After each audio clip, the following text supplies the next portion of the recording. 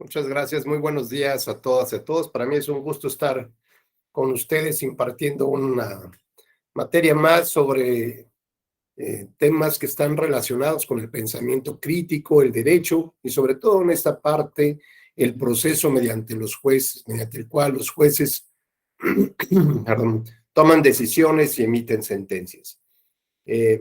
Durante estas 2 horas, bueno, vamos a ver una serie de ejemplos de temas que están vinculados con casos que ha resuelto el Tribunal Electoral del Poder Judicial de la Federación y cómo es que el pensamiento crítico nos ayuda justamente a formularnos, digamos, algunas cuestiones que inciden justamente en la parte de cómo se desarrolla la justicia electoral, cuál ha sido su evolución, cuál es su punto de inclinación justamente hacia otros campos del derecho y cómo es que se han llevado a cabo estos procesos de resolución. Desde aquí le agradezco profundamente a la Escuela Judicial Electoral, principalmente a su directora, la doctora Gabriela Rubalcaba.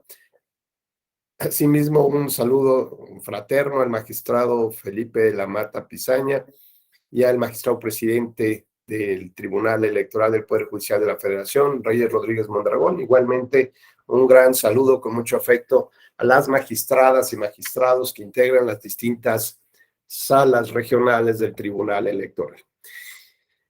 Bueno, pues me da mucho gusto saludarte, Abel.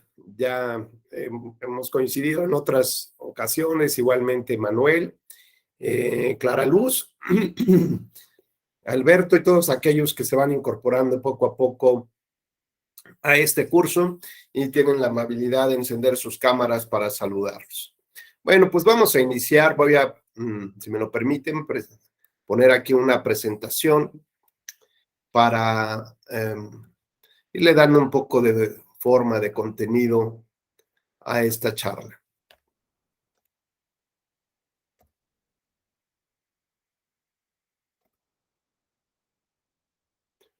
Muy bien, bueno, pues ahí tienen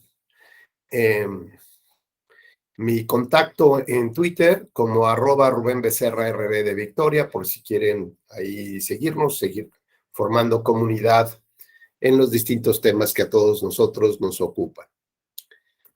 Bueno, pues iniciaremos con algo muy básico para tratar de entender a qué se refiere este pensamiento crítico.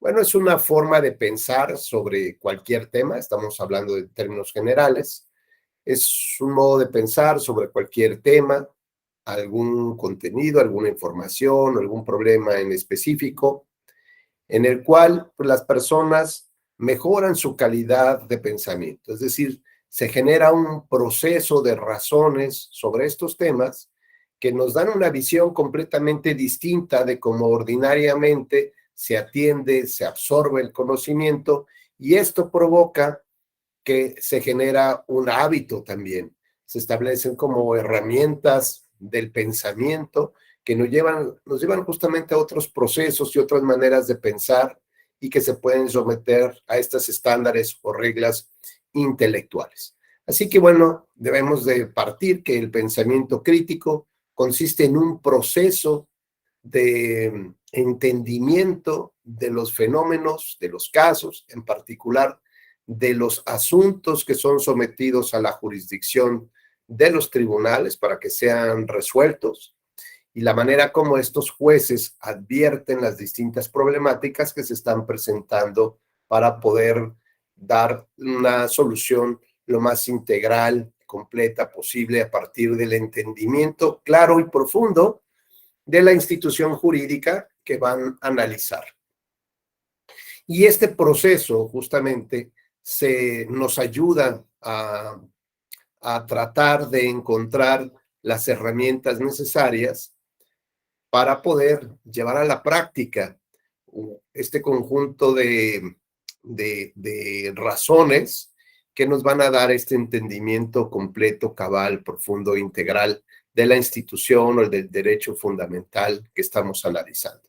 Sobre esta manera o sobre esta base, podremos tener una mayor claridad sobre el contenido de los derechos fundamentales que están en juego, así como sus límites, sus fronteras, la manera como se complementa o colisiona incluso con otro conjunto de derechos, de instituciones o de bienes jurídicas, y sobre todo cómo permite convivir entre estos sin que necesariamente tenga que excluirse alguno de ellos. Es decir, tiene que buscarse con una gran agilidad. Esto es como un eh, jugador de este juego de mesa que se llama el Jenga, que van construyéndose una serie de, a partir de piezas, se va a construir una especie de torre. Y fíjense que este juego representa muchos de estos temas del pensamiento crítico, porque estos jugadores requieren ciertas habilidades y destrezas de entendimiento del juego.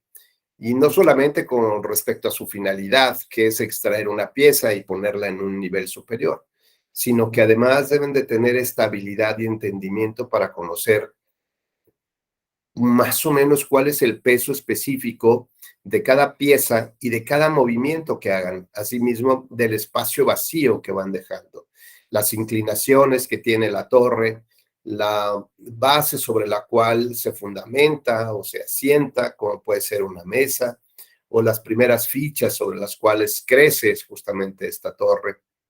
Pues bien, todo ese entendimiento de los movimientos, pesos, contrapesos y equilibrios, justamente es lo que va desarrollando el jugador habilidoso, el jugador que entiende todo este fenómeno.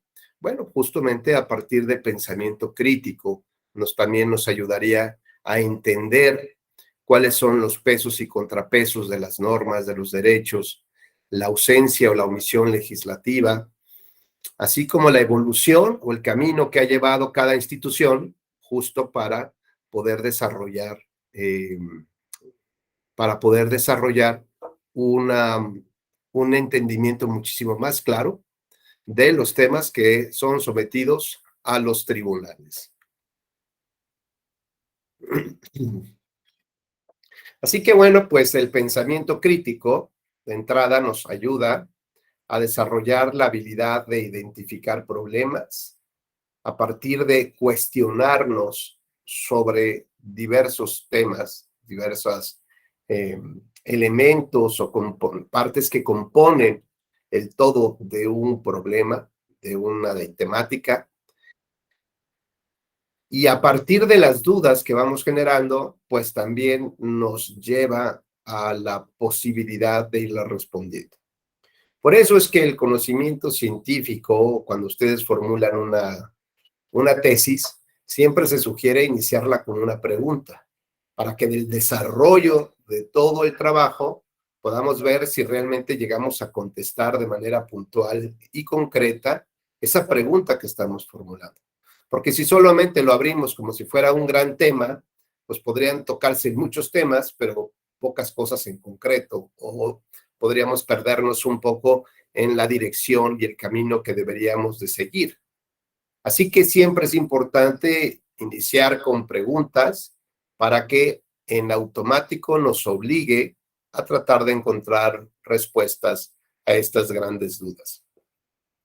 Y una vez que encontramos respuestas, el pensamiento crítico nos ayudará a formular nuevamente preguntas o cuestionamientos sobre estas bases ya que estamos definiendo, a efecto de que podamos ampliar justo el conocimiento que estamos llevando a cabo o que tenemos como intención para este tema.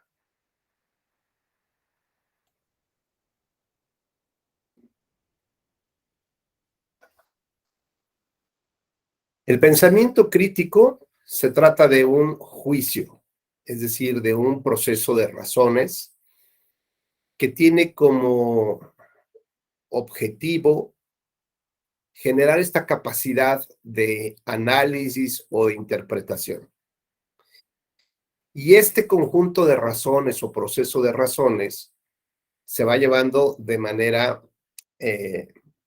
las personas los van generando a partir de sus propias experiencias, de su propia metodología, y por lo tanto puede ser autorregulado, es decir, que cada uno de nosotros podemos encontrar estos caminos para generar el pensamiento crítico y buscar o tratar de encontrar o ampliar nuestra capacidad de observación, de análisis, de evaluación del caso, de interpretación, de inferencias, es decir, de que a partir de los hechos concretos que más o menos vamos probando en este camino del pensamiento, pues podemos ir descubriendo otros que no los teníamos tan claros o de los cuales podríamos desprender otro conjunto de hechos, de consecuencias o de efectos que de una manera natural podrían derivar justamente de este proceso de razones de inferencias.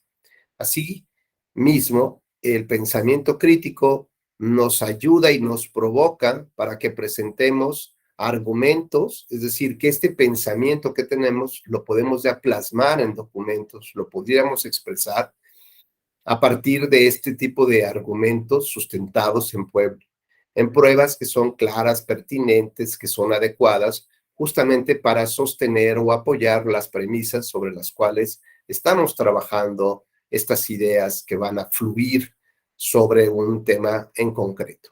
Así que vean ustedes que, bueno, de este conjunto de láminas ya podemos ir advirtiendo cuáles son los grandes beneficios del pensamiento crítico. Primero que nada, me ayuda a eliminar el pensamiento formalista sobre los temas. ¿Por qué?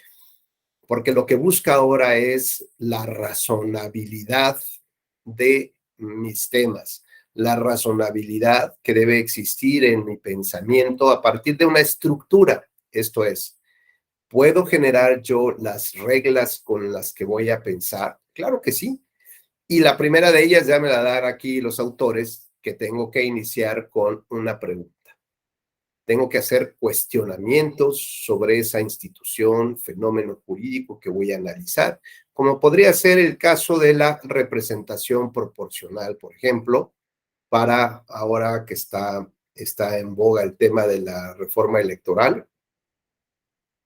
Bueno, hay una iniciativa, la iniciativa presidencial establece la posibilidad de eliminar a los diputados y senadores de mayoría relativa y quedarnos solo con la representación proporcional. Bueno, pues si yo quisiera hacer este análisis de si es conveniente o no, o cómo podría llevarse a cabo, o qué impacto tendría en la práctica en distintos distritos o estados la aplicación de esta normativa o de esta propuesta de normativa, pues justamente el pensamiento crítico me ayudaría a hacer o a tener un entendimiento mucho más claro y más profundo de lo que tiene que ver con las distintas fórmulas de asignación de escaños o de curules a partir de un porcentaje determinado. Y entonces me abriría la posibilidad, por ejemplo, para entender la fórmula de Hunt, de Hub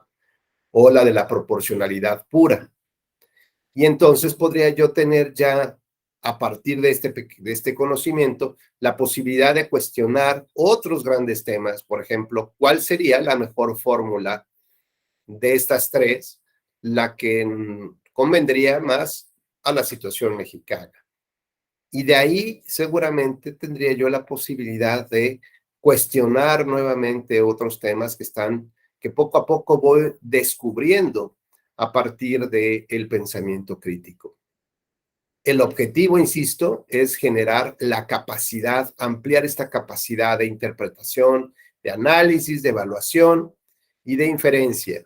Y por lo tanto, cuando yo trato de explicar los conocimientos que he obtenido, debo de aterrizarlos a partir de distintos argumentos, es decir, generar buena comunicación, empatía y sobre todo que tenga yo bases claras sobre las cuales voy a hacer mis afirmaciones sobre este tema de la representación proporcional.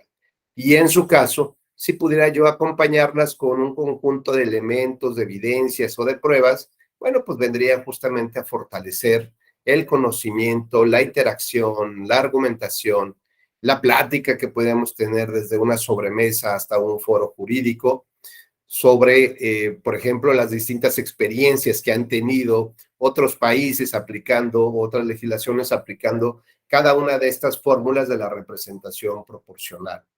Cómo se ha llevado el proceso, bajo qué sistema se ha llevado, si es un sistema con un predominante parlamentario o un presidencialismo muy fuerte, como en el caso de América Latina. En fin, todas estas visiones y opciones que nos da el pensamiento crítico, pues justamente nos ayuda a tener este mayor entendimiento al cual me he referido ya.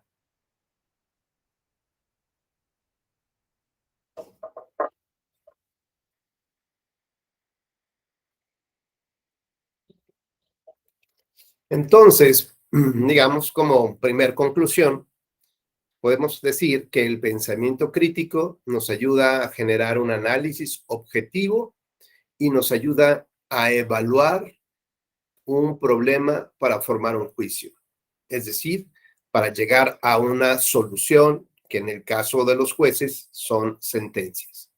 Entonces, el caso que le presenta, se presenta ante un tribunal en el ejercicio del acceso a la justicia, de este gran derecho de que un tribunal pueda conocer de un asunto y resolverlo, los jueces y magistrados lo que tendrán que hacer es este análisis del caso, pero a final de cuentas no solamente se trata de analizar y resolver, sino de lo que se trata es hacer un análisis mucho más profundo, más objetivo, justamente para tratar de abrir el espectro de interpretación, de seguimiento, de enseñanza, de cuáles van a ser los criterios o las grandes líneas sobre las cuales los futuros jueces se tuviera que trabajar en los futuros casos que se van presentando y que están relacionados con este problema en particular. De esta manera podemos ver que el pensamiento crítico pudiera abarcar tres esferas del derecho, tres campos del derecho. La primera tiene que ver con la creación normativa, es decir, con el trabajo propio que realiza el legislador, con la ley, con la norma jurídica. ¿Por qué determinada norma se emitió tal y como se emitió? ¿Por qué hay estas iniciativas? Por ejemplo, las de las iniciativas de leyes que tratan de enfrentar o afrontar los grandes retos que tiene la comunidad hoy en día con estos grandes desacuerdos, por ejemplo, con el tema del matrimonio entre personas del mismo sexo, o por ejemplo, con el tema de la despenalización del aborto, y tantos otros temas que van surgiendo justamente en este camino por el cual vamos transitando justamente hacia la democracia. Entonces, el pensamiento crítico nos llevaría justo a entender cuáles son estas razones, motivos, aspectos relevantes que el legislador toma en consideración para atender estos grandes desafíos que se le representa o que se le presenta a la comunidad. Entender cuáles son estos valores y principios, pero además cuál es el balance de los temas positivos y negativos que tendría aprobar una legislación determinada. Y ustedes normalmente, bueno, saben que normalmente los actos de autoridad, desde la norma jurídica hasta la aplicación de la misma, ordinariamente tiende a restringir el ejercicio de los derechos fundamentales. Entonces, el pensamiento crítico nos llevará a entender cuál es esta justa apreciación que debería de realizarse para entender este balance de los pros y de los contras de llevar a cabo esta reforma electoral o cualquier otra iniciativa de ley. Así podemos ya tener una mayor claridad y profundidad del caso que se está resolviendo, pero sobre todo viéndolo con una gran profundidad. ¿Cuáles son estos efectos que generaría? Y sobre todo, ¿cuál es la problemática que presenta para que hoy en día esta propuesta esté siendo discutida en el legislativo?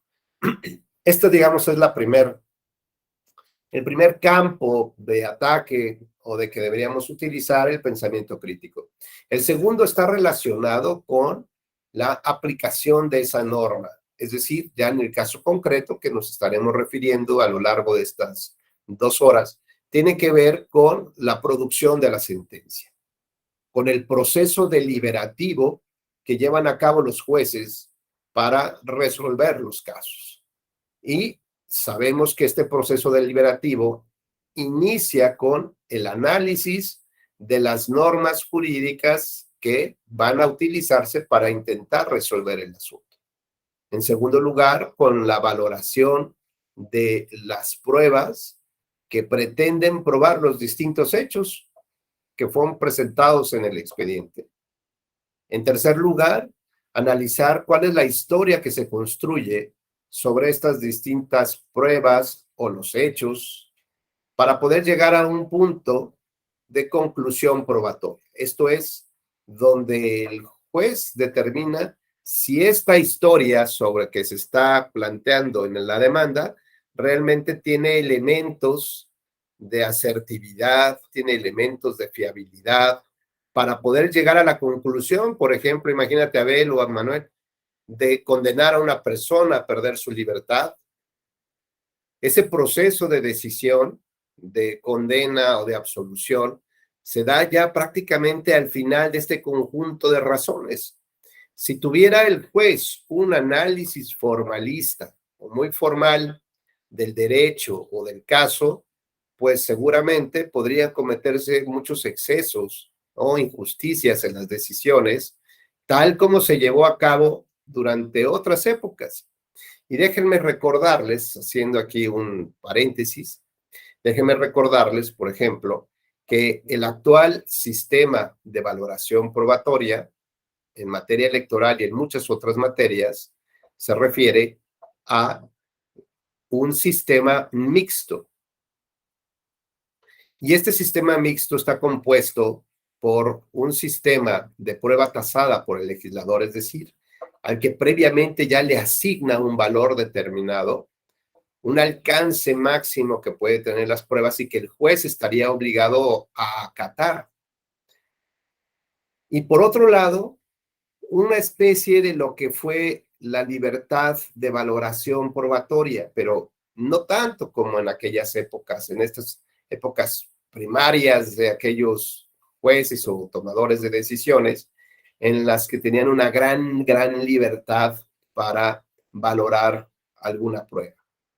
Aquí en realidad este sistema mixto se compone por la sana crítica, es decir, esta unión que existe entre esos dos grandes sistemas, libertad de valoración probatoria y el sistema de valor fijo previsto por el legislador. Pues bien, este sistema, ahora el mixto, de la sana crítica, podría traducirse en la correcta apreciación del valor probatorio de las pruebas a partir del correcto razonamiento jurídico de los jueces. Y con ello, o con este pensamiento crítico, con ello podría llevarnos a estadios completamente diferenciados. Por ejemplo, si un día analiza una prueba consistente o que fue presentada, una documental, en una fotocopia, por disposición del legislador, sabemos que su sistema tasado, las fotocopias como las documentales privadas o las pruebas técnicas como fotografías y videos, tienen un valor probatorio ínfimo, mínimo. ¿Esto qué significa? Pues que tiene que darse un conjunto de elementos, muchos elementos, en cuanto a su cantidad, en cuanto a la variedad de su naturaleza, de su presentación, para que el juez pueda creer que efectivamente el hecho que pretenden probar es aceptable, es fiable. Porque además esas pruebas no podrían garantizar al 100% el conocimiento pleno del juez. Siempre va un pequeño margen de apreciación, un pequeño margen de subjetividad del juez, no solamente para probar, no me refiero para que se pruebe el hecho concreto, sino la historia que se construye sobre ese hecho.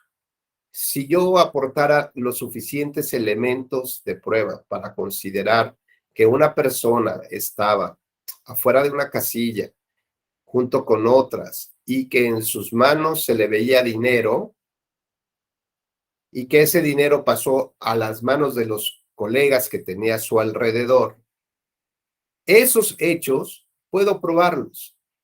Lo que no está claro es si estaba pagando una apuesta del partido del Pumas América o bien si estaba comprando el voto. Como ven, son los mismos hechos y las mismas pruebas.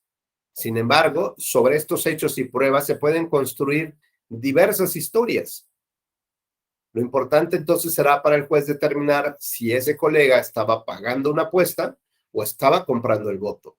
Ese pequeño margen de subjetividad, ese pequeño margen que existe para la toma de decisiones y la elaboración o creación de la sentencia como tal, el pensamiento crítico justamente nos ayudaría a entender y tratar de minimizar el posible error en el que pueda incurrir el juez al utilizar esta subjetividad. ¿Por qué? Porque entendería el fenómeno jurídico desde otros ángulos, entendería la complejidad que tiene no solamente el hecho irregular de trastocar los principios y valores de la democracia, sino también tratar de entender qué tan fácil o difícil sería aprobar un acto de esta naturaleza en un expediente. Y a partir de ello, fijar estándares probatorios adecuados para que realmente puedan caminar estas impugnaciones y puedan sancionarse a los responsables o por lo menos desincentivar este tipo de conductas hacia futuro. Ya sé que a partir de este margen de error, en algunos casos mayor y en algunos casos menor, pero bueno, lo importante es que tenga esta visión el juzgador y pueda determinar bajo qué tipo de estándar probatorio, si sea un estándar flexible o un estándar muy alto, necesitaría ese número o ese conjunto de evidencias para poder cuestionar, para poder sancionar y poder determinar si emite una resolución en un sentido o en otro. Bueno, pues esto es parte de ese pensamiento crítico que lo orilla o que lo obliga justamente a vislumbrar el fenómeno jurídico desde distintos ángulos para alcanzar a obtener una comprensión no solamente del caso, sino del problema de fondo que puede existir con el conjunto de resoluciones que más adelante podrían venir si surgieran otro tipo de casos.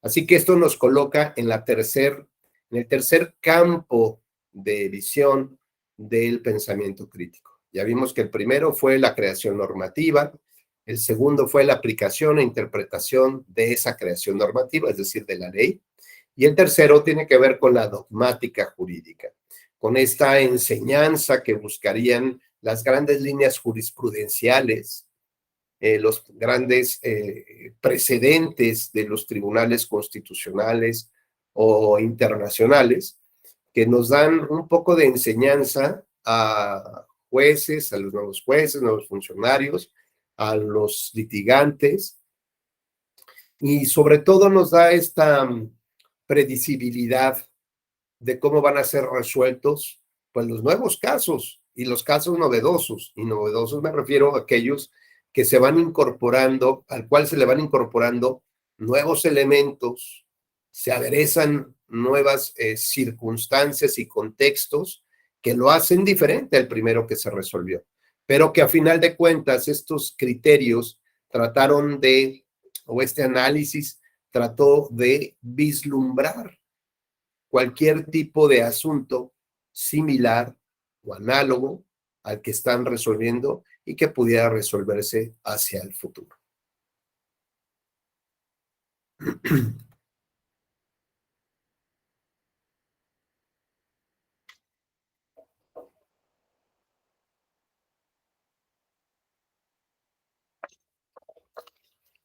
Como señalé al principio de esta charla, el pensamiento crítico es algo que debe de ejercitarse.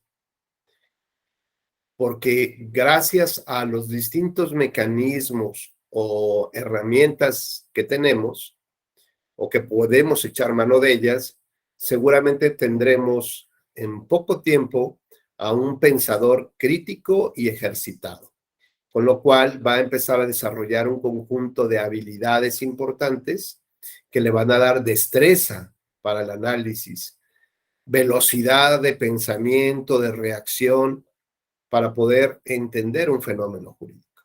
Así que bueno, pues es muy importante que empecemos a ejercitar este pensamiento crítico a partir de casos sencillos y después vamos haciéndolos un poco más complejos para ver hasta dónde podemos ir desahogando justamente cada una de las etapas que nos establecen, ¿no? Procesos claros de análisis del pensamiento. Entonces, ¿cuál es el resultado? Las ventajas que tendríamos a corto y largo plazo. Bueno, pues es que el pensador tiene la posibilidad de entrada de formular problemas y preguntas que son vitales, ¿no? No solamente ve el tema de forma, sino trata de ver cuál es lo que se encuentra, lo que subyace de esa forma, de ese formalismo, de esa problemática, encuentra el temas que pocos pudieran advertir. Y para ello realiza diversas preguntas con una gran claridad y precisión. Por lo tanto, lo van convirtiendo en un líder de pensamiento. Porque mientras otros colegas pues están tratando todavía de vislumbrar, de desentrañar, de utilizar su bagaje cultural, ¿no? Para saber cómo podría resolverse este caso a partir de experiencias previas o conocimientos. Pues el pensador crítico ya lleva 3 o 4 pasos adelante, ¿no?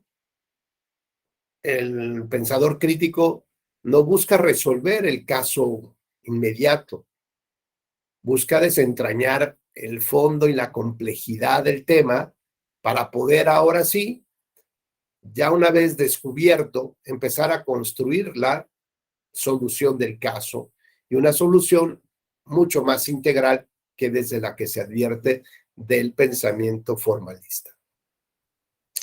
Adicionalmente, este pensador habilidoso y con destreza, pues tiene ya un bagaje cultural muy amplio, porque puede acumular información que es relevante de otros casos sobre los cuales ha reflexionado y que podría utilizar como analogías para poder evidenciar algunos temas que el propio análisis no podría dar, y tiene la posibilidad de evaluar esta información, usar ideas abstractas para interpretar esa información de manera efectiva.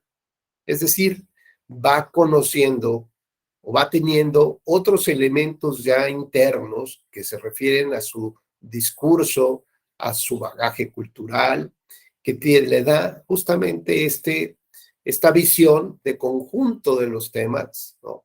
Y cómo puede incorporar cierta información que aparentemente es ajena, podría tratar de plantearla y de manejarla dentro de el análisis que está llevando a cabo. Por ejemplo, en alguna época, cuando el Tribunal Electoral conoció de una denuncia que se presentó en contra de un partido político por haber utilizado recursos de manera adicional a una campaña presidencial sin que fueran reportados a la autoridad electoral y que además eran provenientes de un sindicato y del sindicato de Pemex, se le conoció coloquialmente con el nombre de Pemex Gate, ¿no? Bueno, pues la terminación del Gate nos recuerda justamente a un proceso en Estados Unidos, el Watergate, ¿no? Entonces, el pensador crítico, pues no se queda con el problema único de lo que pasó o del caso que se está resolviendo, sino su bagaje cultural seguramente le referirá de qué se trató ese asunto del Watergate, por qué se terminó así, cuáles fueron las razones, los postulados, las investigaciones, qué era lo que se encontraba de fondo, por qué tuvo esta gran relevancia nacional y ahora internacional, que se utiliza como este tipo de referencia para un análisis de un caso específico con esta terminación. Bueno, y trata de encontrar cuáles son los elementos que pueden ser comunes de aquel asunto con el nuevo asunto.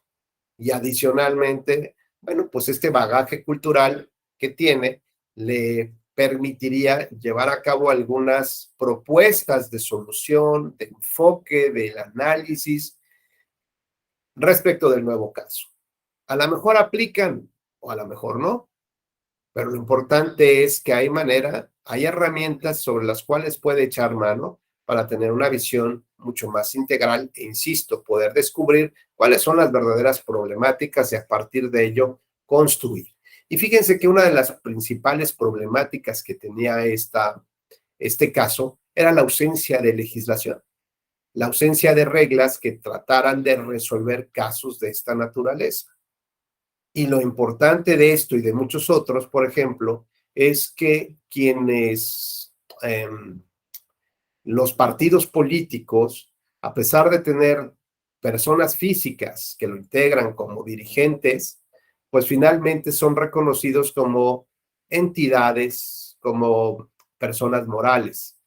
Y en México, en esas épocas, se empezaba a cuestionar si las personas morales podrían ser sujetas de responsabilidad penal o no.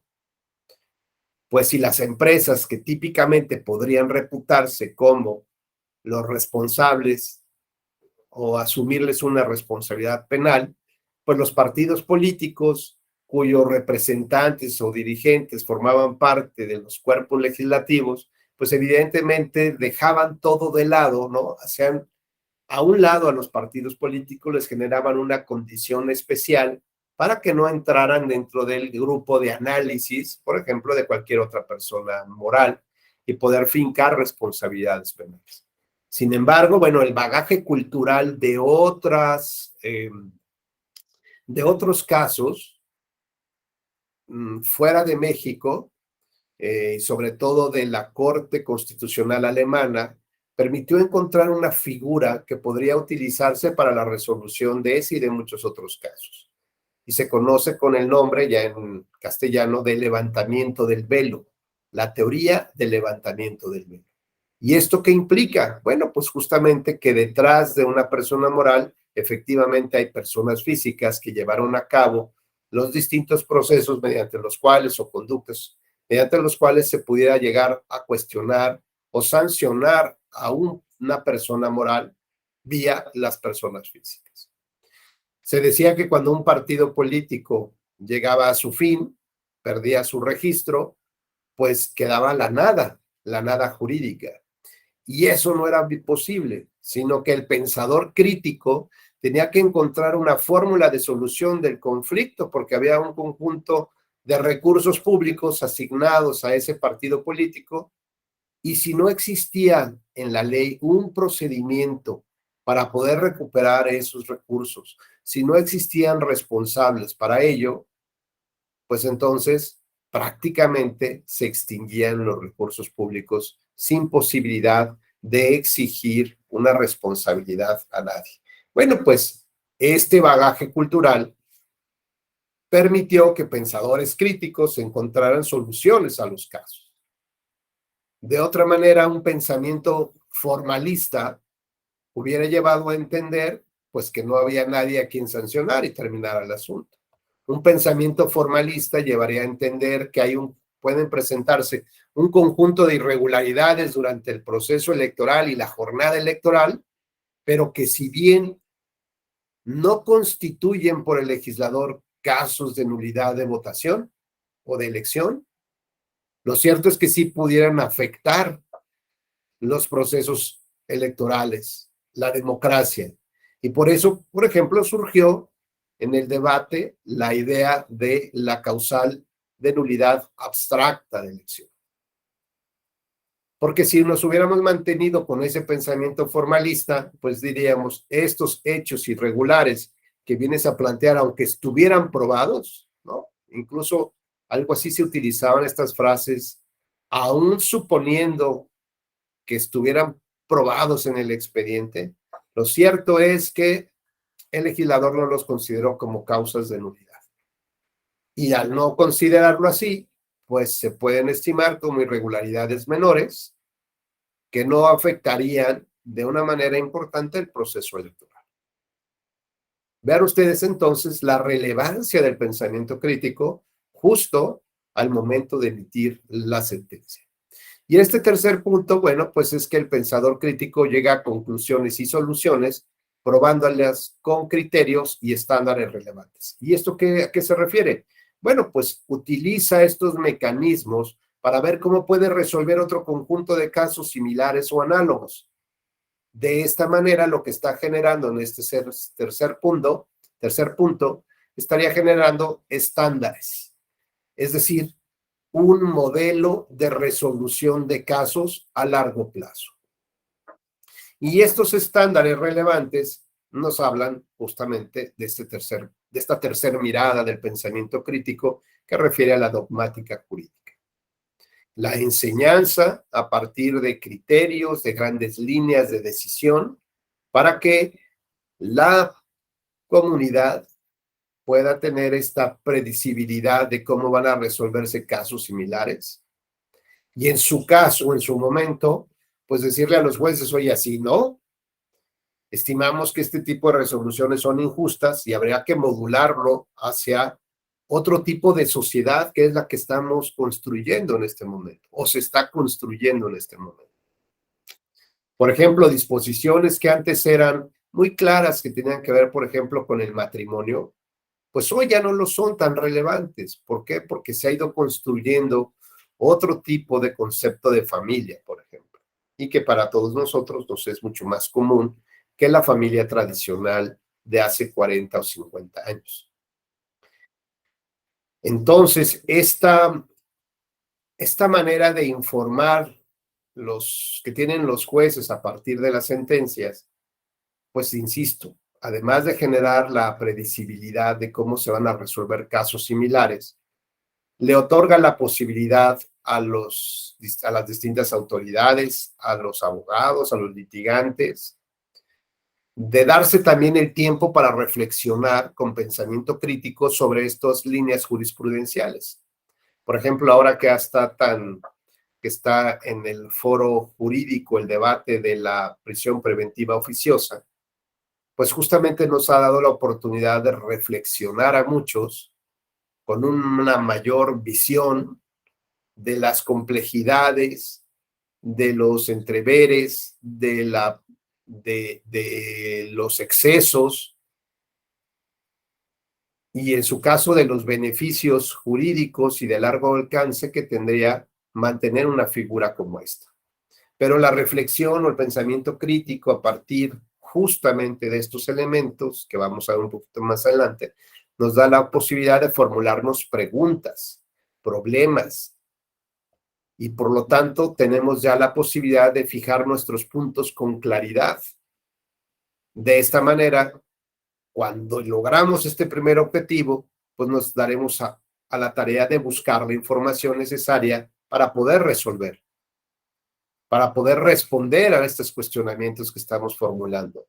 Por lo tanto, lo que estamos haciendo es incrementar nuestra capacidad de análisis, nuestro ejercicio de búsqueda, ¿no? Ya sabríamos dónde o cómo buscar información en la jurisprudencia, en los buscadores de jurisprudencia de las distintas autoridades, como de la Corte Interamericana o de la propia Corte Mexicana o del Consejo de la Judicatura Federal. Es decir, vamos generando conocimiento, vamos ampliando el universo de nuestro discurso y sobre todo vamos acumulando información que es muy importante. Y esto, si no lo terminamos usando para la prisión preventiva oficiosa, seguramente lo podremos utilizar para otro conjunto de ideas, de propuestas, ¿no? De trabajos de mayor reflexión, si es que no es que sean los litigantes, pero se dedican ustedes a la investigación. Bueno, pues justamente todo esto nos ayuda a tener un mayor entendimiento de los casos. El pensador crítico, pues entonces tiene una mente abierta, digo, no se trata de objetar todo, ¿verdad? Sino de lo que se trata es cuestionar, no solamente es objetar, sino cuestionar todo, y lo que hace también es reconocer y evaluar, según necesario, los supuestos, implicaciones, consecuencias prácticas. Y al idear soluciones a problemas complejos, tiene la posibilidad de generar una mayor comunicación con el público al que se quiere dirigir. Esto es, genera mejor argumentación, mejores procesos de deliberación, de entendimiento, de facilidad de palabra, sabe exactamente lo que quiere comunicar. Y bueno, pues esto es una comunicación altamente efectiva. Así que como ven, el tratar de ser o de seguir las reglas del pensamiento crítico, en realidad nos otorga muchos y muy importantes beneficios. Claro, lo que todos tenemos que hacer ahora es pensar mejor. Es lo que nos lleva justamente el entendimiento de este conjunto de reglas. ¿Cómo logramos pensar mejor? Y para eso, bueno, hay un conjunto ya de estándares internacionales, llamémosle así, de cómo nos ayudan justamente a lograr este objetivo.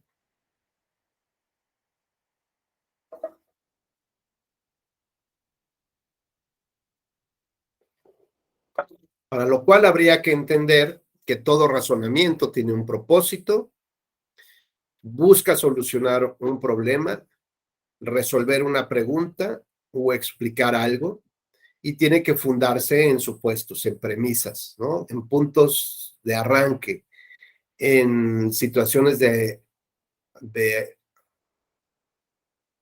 de anclajes, es decir, de relevancias, de garantías de que esas premisas son fiables, y por lo tanto, a partir de ahí empieza justamente a construir. Su visión se hace desde una perspectiva y debe de fundarse en datos, información y evidencia que se pueda constatar, y además tiene esta facilidad de compartir para que cualquier persona pueda también acceder a esta información y también generar debate o generar este pensamiento. Su trabajo se expresa mediante conceptos e ideas que simultáneamente le van dando forma a la solución del caso.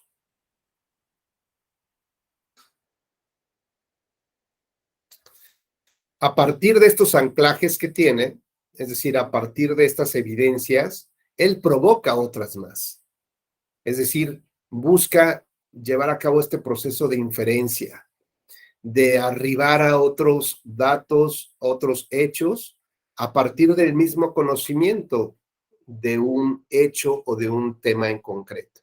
De ahí desprende, de ahí brinca su conocimiento hacia otros puntos, insisto, a partir de este proceso de inferencias o de interpretaciones, y puede llegar a distintas conclusiones que ya le van a dar un sentido y un significado importante a los datos. Por lo tanto, todo razonamiento tiene un fin o tiene bien implicaciones y tiene consecuencias. Bueno, pues esto es, digamos, como la parte teórica del pensamiento crítico, de los beneficios que se obtiene, de cómo se va construyendo, y poco a poco ya iremos adentrándonos a los temas de las sentencias. Así que bueno, el pensamiento crítico nos lleva a estos puntos de inflexión. Tenemos que pensar mejor y para eso tenemos que dedicarle un tiempo a pensar. Tenemos que sentarnos, tener con claridad, ver con claridad qué es, de qué se trata el punto del cual vamos a hacer este análisis. Generamos entonces la estrategia para abordar el conocimiento de ese problema, y ya que la tenemos en el papel, pues solamente tratamos de ejecutarla. Esto es, una vez que tenemos estos primeros 3 puntos, prácticamente estamos llegando a un 70, un 80% de la investigación. Y el resto, pues solamente es ejecutarlo. Programar un calendario de trabajo, analizar cómo cumplimos nuestras tareas, si es que realmente le estamos dando relevancia, importancia o no al asunto. Y para esto a veces pues es importante ver en esta introspección cómo cumplimos nuestras tareas personales. Es decir, qué tan organizados somos en nuestras actividades personales, por ejemplo, las de casa.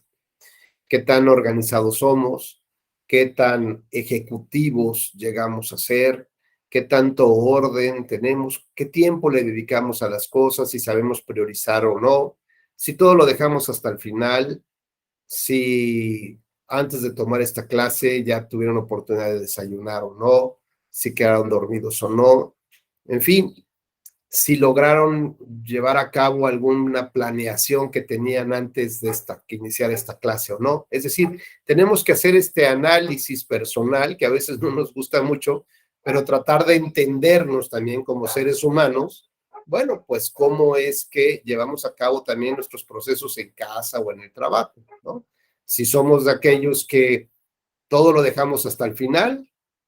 ¿Por qué? Porque siempre hay algo más importante que hacer, hasta que, claro, ya se tiene que entregar un trabajo y entonces ahí sí, aunque todo el mundo se desvele, pase lo que pase, se entrega el trabajo. Bueno, pues estos son esquemas que tenemos para trabajar y que lo que tenemos que hacer es encontrar los mejores o los mayores beneficios de mantener un tipo de organización como la llevamos ahora o ir mejorando en otras pautas, por lo menos pues ya tal vez en organizar nuestra propia biblioteca, ¿no? Y eso seguramente nos ahorraría tiempo en la búsqueda de la información, por ejemplo. Así que bueno, pues es importante que en la ejecución del plan también tengamos un calendario de trabajo, de avance, de palomeo, de revisión, para que esto pues finalmente llegue a un buen término y no solamente quede como una buena intención.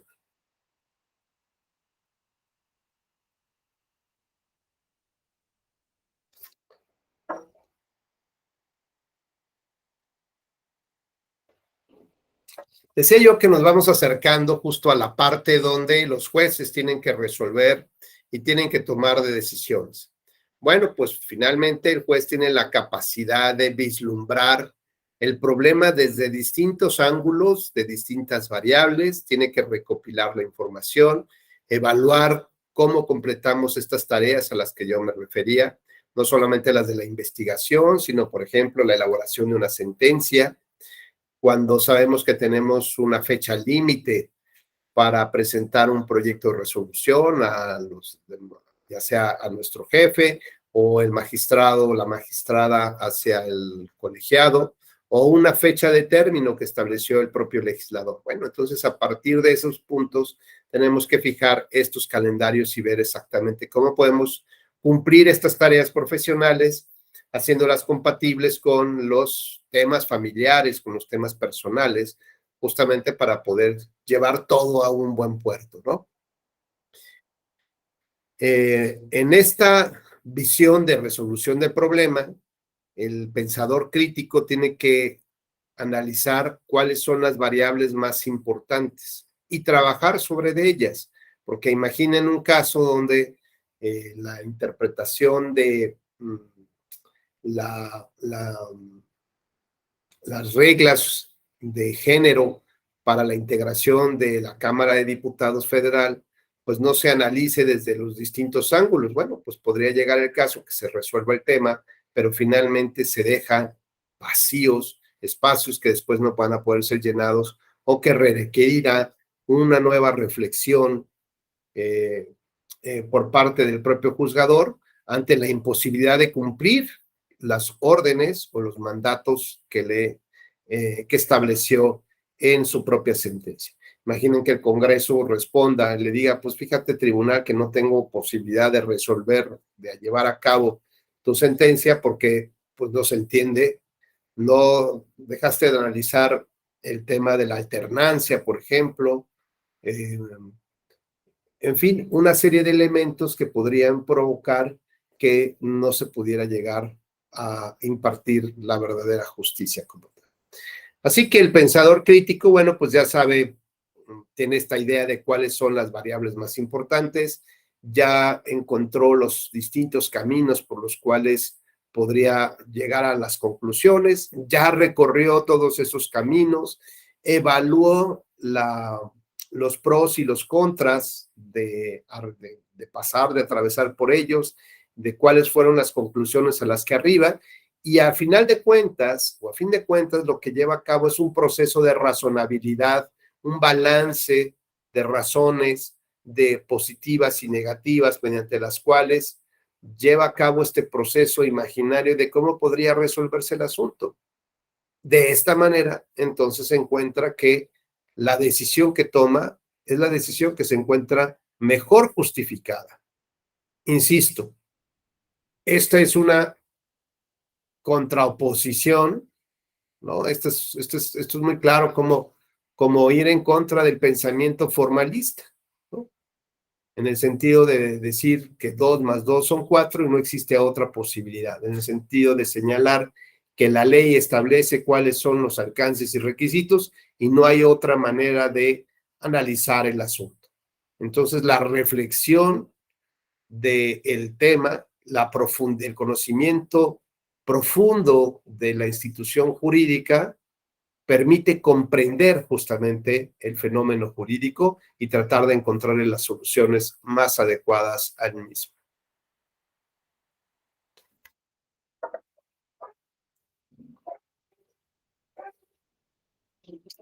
¿Cuáles son los estándares intelectuales universales y las preguntas que se pueden usar para aplicarlos? Por ejemplo, el primero de ellos se refiere a la claridad. Entonces, cuando nosotros analizamos un tema en concreto, por ejemplo, la libertad de expresión de los periodistas durante una campaña electoral, o la libertad de expresión de los candidatos en un debate, o la libertad de expresión de los servidores públicos que tienen la obligación de informar de sus actividades a la comunidad. Pensemos que vamos a hacer este análisis. Bueno, tenemos que aplicar algunas preguntas. Y la primera es, tengo que generar claridad.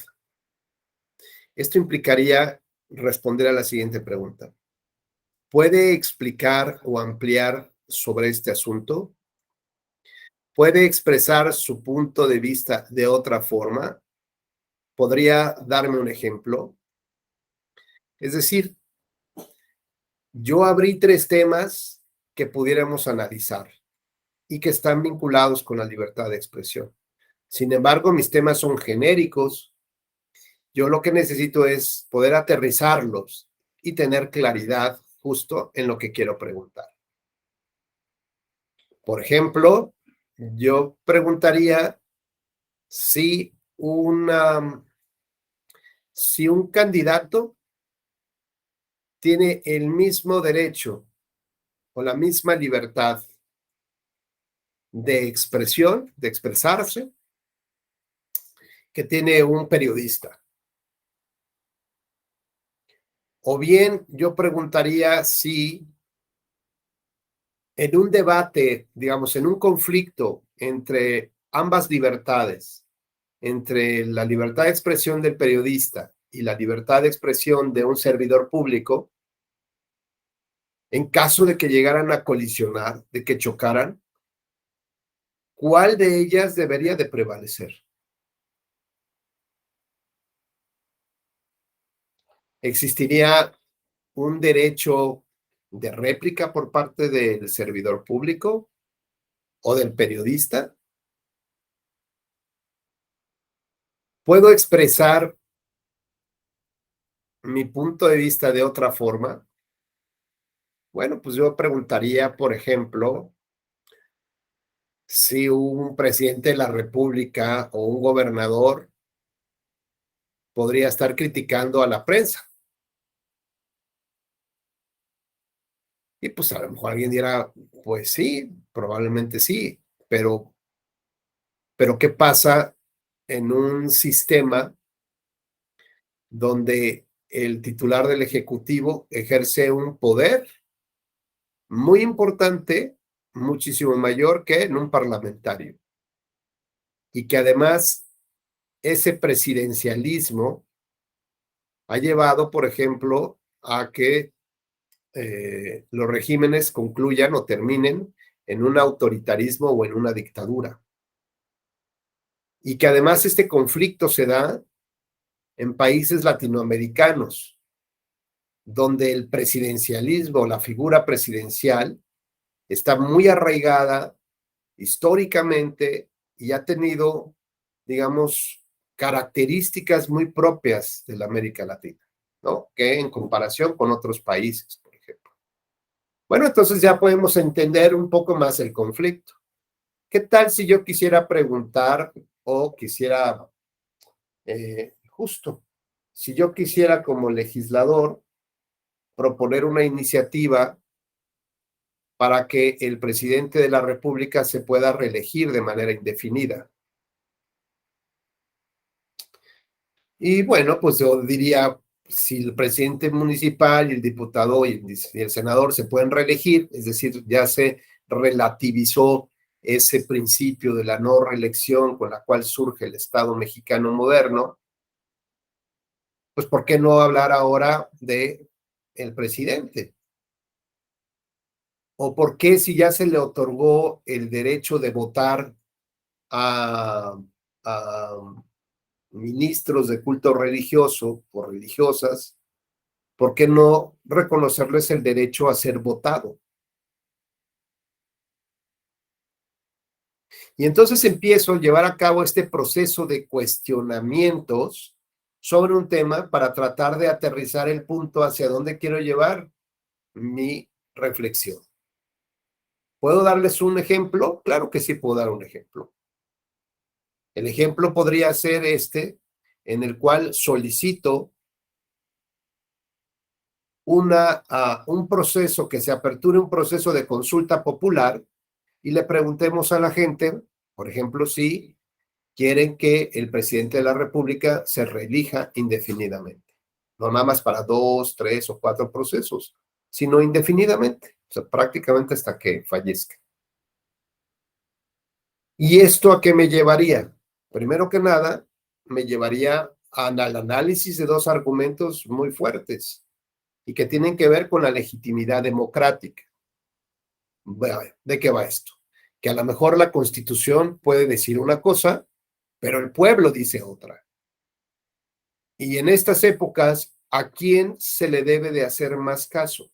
¿A una Constitución que data de hace más de 100 años? ¿O bien a la sociedad que está entendiendo, que se está reconstruyendo y que además está participando de manera democrática, abierta, para mantener o generar un cambio a la Constitución? Y entonces, si se lleva a cabo esta propuesta de reforma, el legislativo la termina de modular, la presenta y se aprueba, y si esta norma o esta disposición que permite la reelección indefinida del presidente llegara a impugnarse mediante una acción de inconstitucionalidad ante la Suprema Corte de Justicia de la Nación, tendría que hacerse este análisis de la legitimidad democrática, es decir, el peso específico que tiene que una población haya votado por ella. No solamente una legitimidad democrática indirecta, de cuando elegimos a nuestro Congreso, y ese Congreso tiene las posibilidades de representar nuestros intereses. Bueno, ese es un argumento de legitimidad democrática. Pero un reforzamiento de ese argumento es, además, si se presentó en consulta popular y la población votó. Entonces tiene un doble argumento, un doble refuerzo de legitimidad democrática esta propuesta, que puede competir ya con el tema constitucional, que a lo mejor prohibiría o no regularía muy claro el tema de la reelección indefinida. Estos argumentos de legitimidad democrática son los que podrían doblegar de una u otra manera en cierto tipo de régimen justamente a nuestras leyes fundamentales, a los principios y valores que están en la ley fundamental.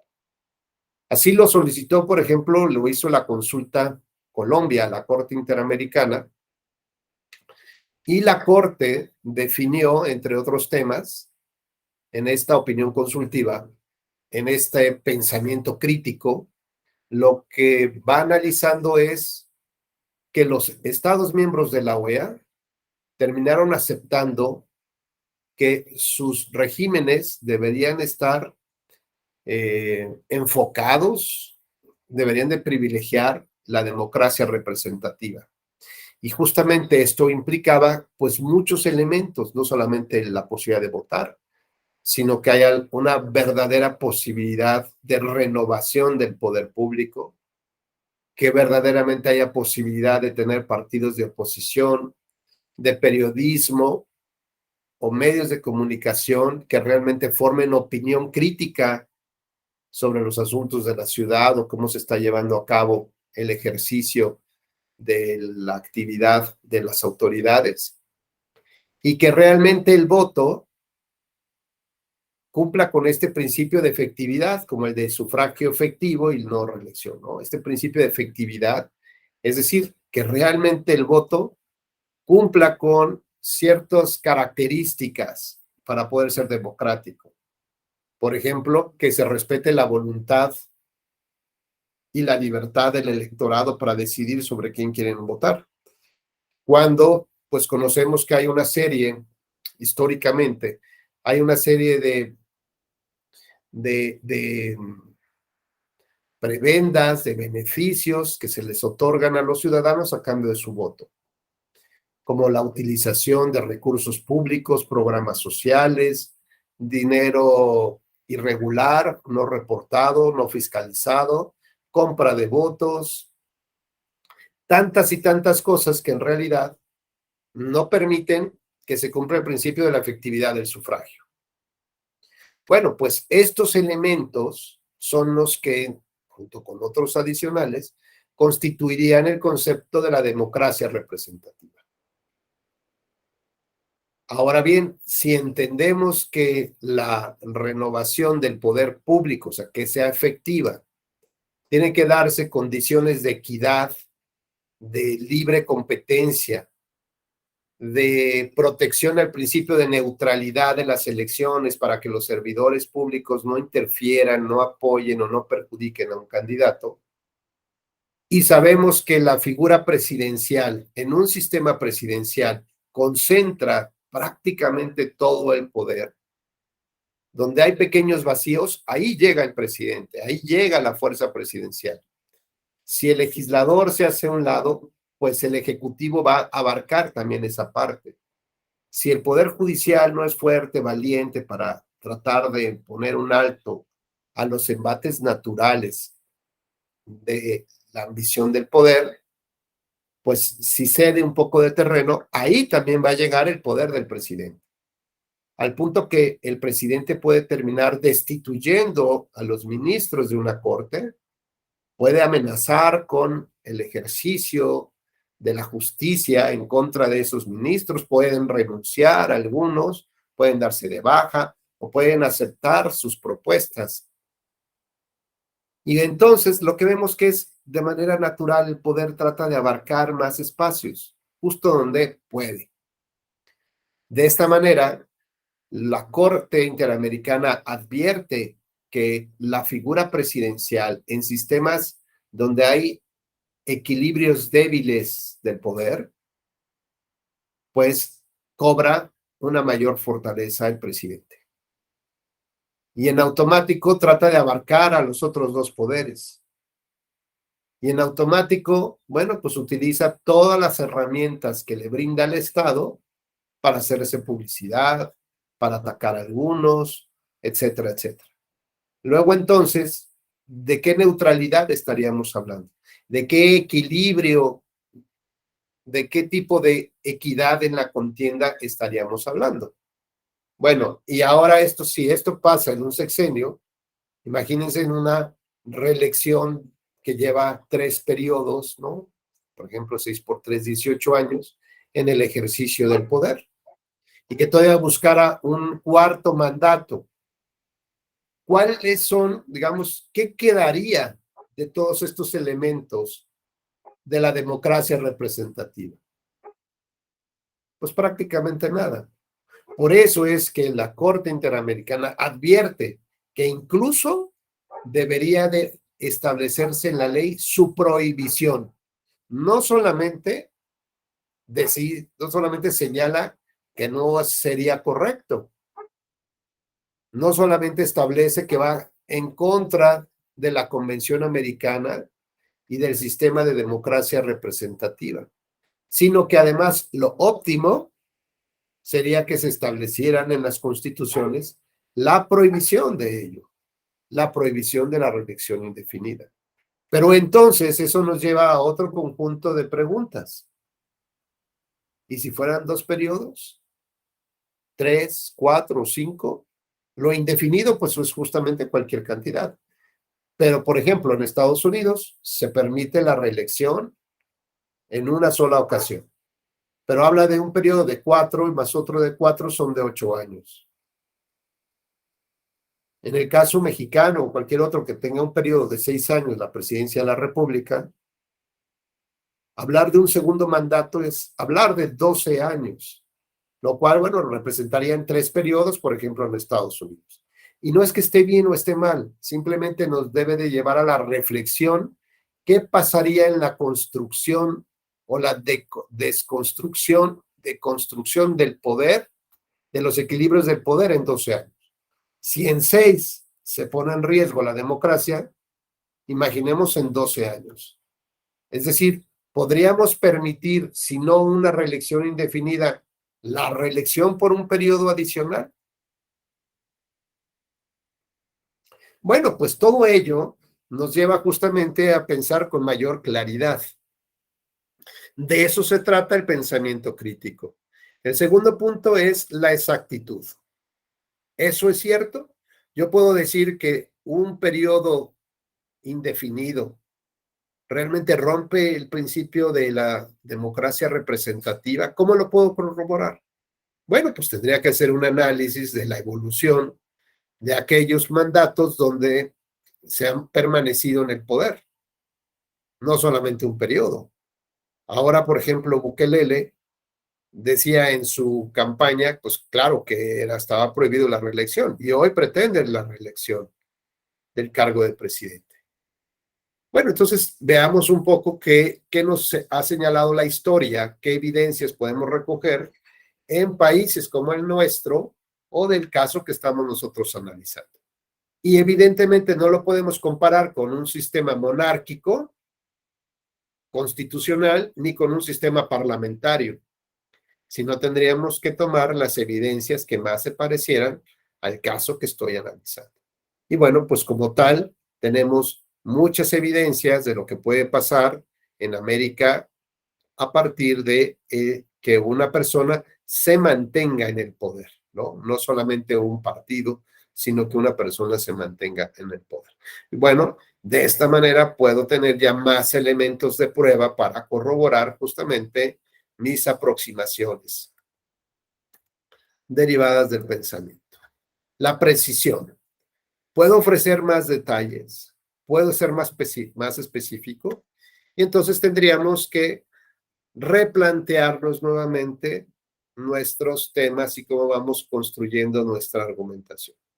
Podría ofrecer más detalles, esto es, ¿qué pasaría, por ejemplo, porque si permito yo que en el Senado lleguen hasta los 12 años o en la de diputados? ¿Por qué sí lo puedo permitir? Bueno, pues porque el poder que puede ejercer un diputado o un senador se difumina finalmente entre los 500 diputados o la mayoría de un partido político. Entonces eso no genera esta relevancia, esta preocupación de lo que pueda llegar a ser una persona en el ejercicio del poder. El siguiente punto se refiere a la relevancia. ¿Qué relación tiene con la pregunta y cómo afecta el asunto? Alguien podría decir, bueno, pues una de las confusiones que tiene la Corte Interamericana cuando emite la opinión consultiva, derivado de que ya hicimos un un estudio previo, ampliamos nuestro conocimiento y ya nos empieza a dar capacidad de comprensión y de debate. Por ejemplo, podríamos llegar a advertir que la pregunta que se le formula a la Corte tenía que ver con que un presidente llegara al cargo y se mantuviera en él de manera indefinida. Es decir, que mediante una elección se mantuviera siempre en el poder. La pregunta no hablaba de la reelección indefinida. Sin embargo, la Corte, en el ejercicio de sus atribuciones legales, pues considera importante reformular la pregunta que le habían hecho en varios ángulos para tratar de encontrar las mejores soluciones. Uno de los cuestionamientos que debemos de hacer o de contrarrestar, por ejemplo, es, bueno, ¿pero qué de todas formas la reelección indefinida no significa que cada periodo de tiempo ese funcionario va a medirse en las urnas? ¿Qué no significa que habrá oposición o que la sociedad podría votar por otro? Pues sí, y eso nos permitiría entonces señalar que sí pudiera haber la reelección indefinida. El problema es otro, el problema va más de fondo. El problema va finalmente en cuanto a la concentración del poder y las consecuencias fácticas que hemos advertido que pasan cuando eso sucede, ¿no? Pues se acaban los equilibrios del poder, los diputados se convierten en levantamanos, los jueces dejan de ser independientes y con ello lo único que tenemos es corrupción e impunidad, miedo de las personas, la fuerza física, digamos, de, de los ejércitos, del conjunto armado, pues, que defiende ese país, aparentemente se volca sobre las personas, aplaca manifestaciones. Lo vemos, por ejemplo, en el caso de ahora en estos países islámicos con el tema de una chica que fue asesinada por el tema de la burka o del velo, ¿no? Los conflictos que han estado pasando, ahora la revelación de algunos papeles. El día de ayer estaba leyendo en redes sociales, ¿no? ¿Cuál es el concepto con el que el ejército eh, analiza los movimientos feministas? Por ejemplo, los coloca como, creo que con la, por lo menos decía así en el Twitter, con la frase de subversivos, cuando en teoría pues deberían ser movimientos de demostración de la inconformidad de lo que están sufriendo las mujeres. Bueno, pues todo esto nos debería de llevar a analizar los fenómenos jurídicos de otra manera, con otro calado, utilizando otras ciencias auxiliares también al derecho para poder entender la fenomenología, la psicología, la sociología, hasta la propia matemática, ¿no? La formulación de modelos específicos de análisis, etcétera, pues para poder determinar o para poder, insisto, tener una mayor capacidad de comprensión del fenómeno jurídico. Otro punto se refiere a la profundidad. ¿En qué medida la respuesta contesta la pregunta en toda su complejidad? Fíjense que en temas de las sentencias, algo que normalmente pasa es que cuando se llega a confirmar, a modificar o a revocar una resolución, en muchas ocasiones, pues hasta ahí queda el pensamiento del juez. Sin embargo, un análisis más crítico nos tendría que llevar a pensar, ¿y cómo implementaríamos la sentencia? No. En el papel se dice fácil, y en la práctica, ¿cómo se llevaría a cabo? Y esto me recuerda justamente un caso emblemático también para el Tribunal Electoral, donde en el estado de Yucatán, el Poder Legislativo, cuando así se establecía en la ley, el Poder Legislativo nombró a lo que sería su instituto electoral, ¿no? Nombró a los consejeros que integrarían el Instituto Electoral de Yucatán. Y varios afectados con esa decisión acudieron al tribunal y señalaron una serie de irregularidades en el procedimiento. El tribunal acoge favorablemente la propuesta de, perdón, pues la pretensión de estas personas que no fueron favorecidas, revoca el decreto por el cual se nombran a los consejeros electorales y le ordena al Congreso que nuevamente emitiera un decreto, ¿no? Conforme a haciendo este análisis y tomando en cuenta estos elementos. Cuando se pretende notificar la sentencia, el Congreso modifica su decreto y emite otro, en el que aprueba exactamente en los mismos términos esto. Sin embargo, jurídicamente, o bajo una visión formalista, ya se trataba de un nuevo acto de autoridad. Por lo tanto, la sentencia del tribunal ya no tenía efectos sobre este nuevo acto, sino sobre un acto anterior que ya no existía. Así que imagínense la complejidad que se fue generando en este caso jurídico, donde nuevamente se presentan los inconformes, presentando nueva demanda, más adicionalmente se presentó un incidente de inejecución de la sentencia, y el tribunal decide, a final de cuentas, nombrar a quienes integrarían ese consejo electoral. Por lo pronto, en la práctica había dos consejos electorales, uno nombrado por el legislativo y otro nombrado por el tribunal electoral. El del legislativo recibía los dineros, contrataba a las personas, tenía instalaciones y estaba llevando a cabo la organización de su proceso electoral. Mientras que el nombrado por el tribunal, digamos, era el consejo legítimo y que además de ello, pues no tenía recursos, no podía operar, no tenía instalaciones y sesionaba en un jardín público enfrente de donde estaban las instalaciones del Instituto Electoral de Yucatán. El asunto se complicó de tal manera que se solicitó la intervención del secretario de Gobernación Federal para que interviniera y resolviera, de alguna manera, apoyara la ejecución de la sentencia. Y el secretario, pues decía, dime cómo quieres que la resuelva. Entonces le contestaba al tribunal y decía, pues en el ámbito de tus atribuciones, resuélvelo. Y el secretario de Gobernación decía, ajá, sí, pero exactamente cómo le hago para que puedas considerar que ya se acató tu sentencia. Entonces ni el secretario de Gobernación quería actuar, ni tampoco el tribunal le decía exactamente cómo tenía que hacerlo, porque también entendía el conflicto político con el gobernador, ¿no? Y lo que estaba pasando, era ya una lucha de poderes entre un poder judicial federal y los poderes locales de un gobernador que dominaba a un Congreso.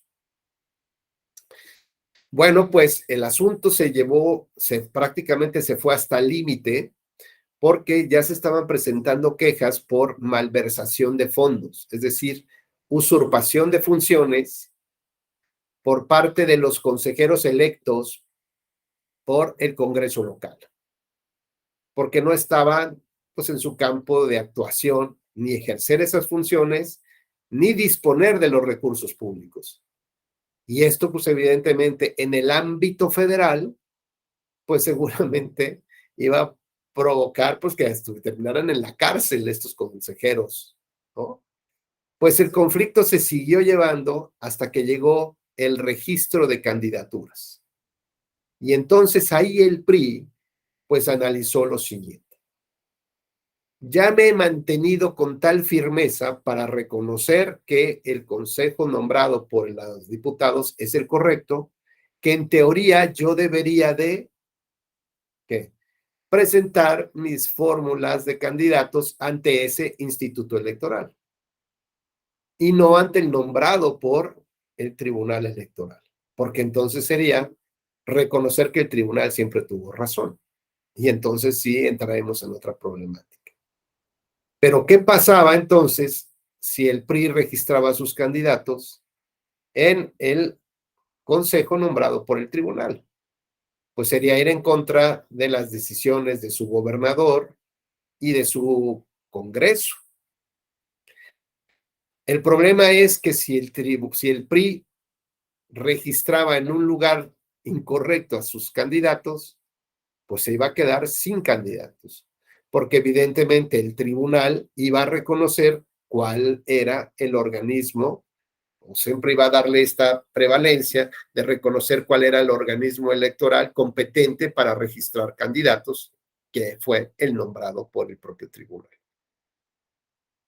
Así que ya llegado a este punto y ante la indefinición de qué hacer y ante el conocimiento de que el tribunal iba a favorecer pues, finalmente a su propio consejo, al consejo que él terminó, y ante el inminente riesgo de que el PRI se quedara sin un solo candidato, pues imagínense lo que esto implicaría, era la pérdida del poder.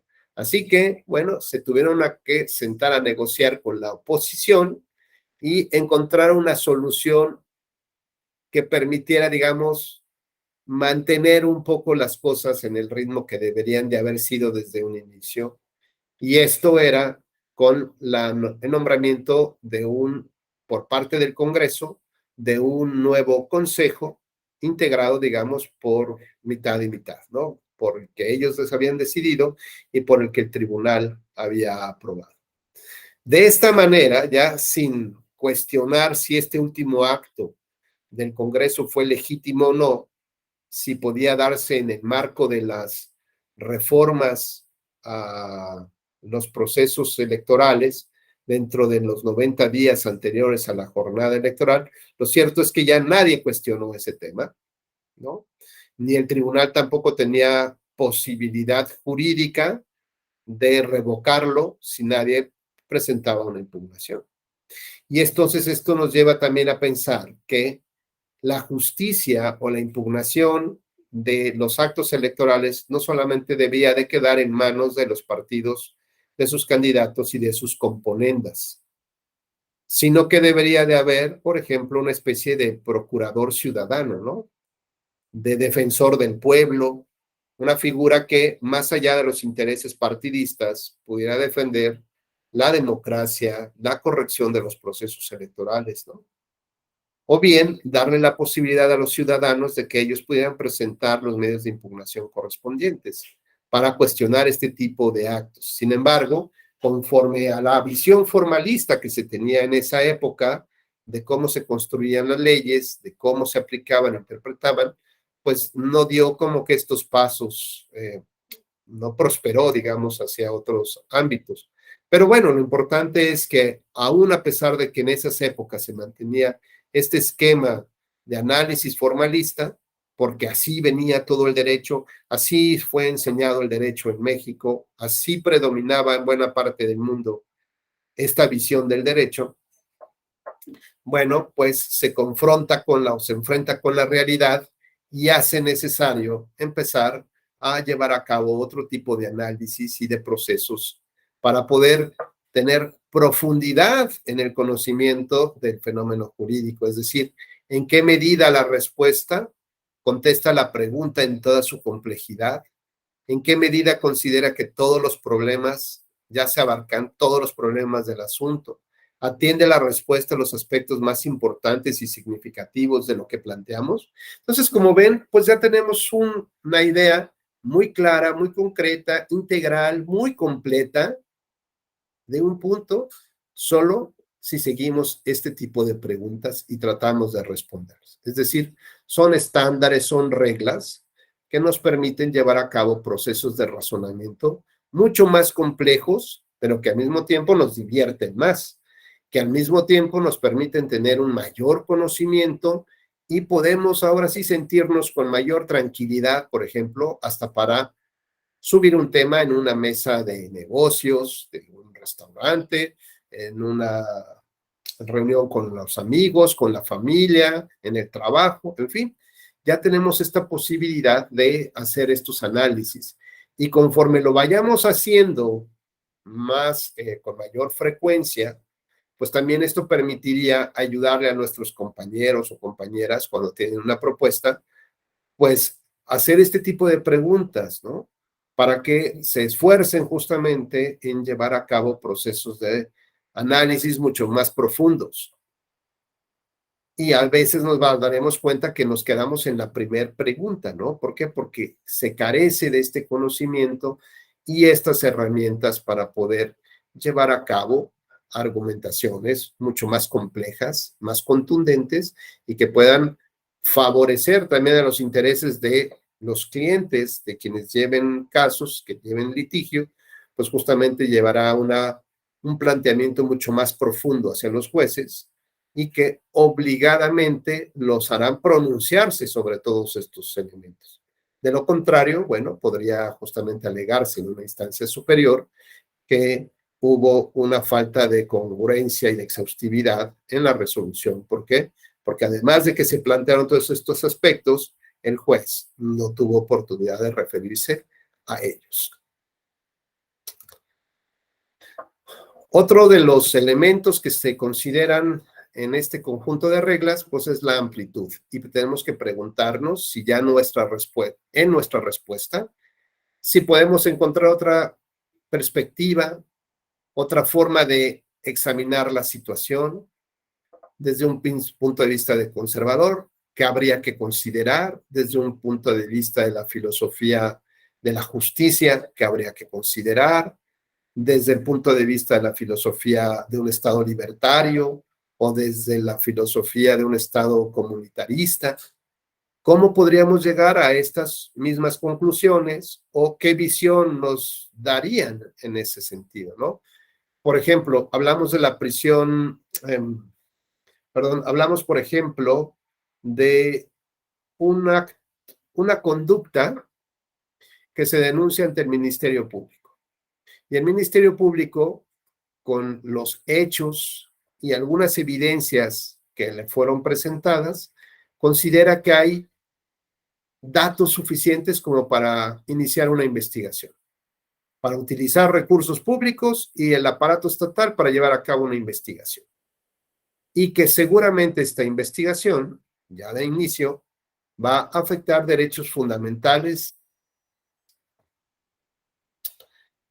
Si el investigado, si el sujeto investigado le solicitara al Ministerio Público que le diera vista de la investigación, porque a lo mejor escuchó, se enteró, le comunicaron, y por lo menos quiere saber si no están interviniendo sus llamadas telefónicas, si no lo están siguiendo, si no están siguiendo a su familia, no sé, que son actos de molestia, le pide la intervención en esa carpeta de investigación, el Ministerio Público se la va a negar, bajo el argumento de que violaría la secrecía de la investigación y que esto afectaría las actividades y funciones que debe de realizar.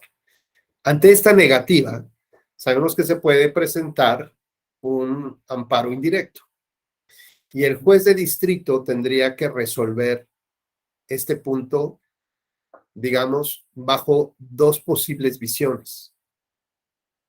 La primera, desde una visión de la justicia penal, que esto implicaría que el juez analice justamente el tema desde el punto de vista de la función del Ministerio Público y que considere que las partes no tienen acceso a esa carpeta porque podría afectar, interrumpir, desaparecer el objeto de análisis, de investigación, etcétera, muchas cosas. Pero también tendría la posibilidad de analizar el caso desde la visión de los derechos fundamentales. Es decir, no desde las reglas de la justicia penal, sino desde la amplitud de protección que le otorga el artículo primero constitucional a las personas y que obliga a todas las autoridades de aplicar e interpretar las normas en beneficio de los seres humanos y no en beneficio de la justicia penal.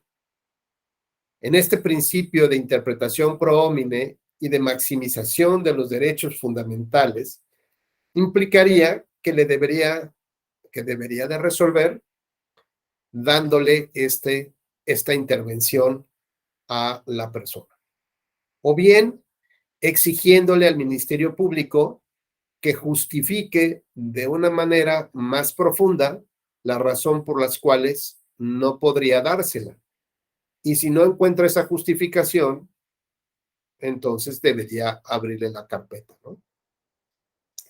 Pues este tipo de cosas tiene que ver con la amplitud de conocimiento del asunto.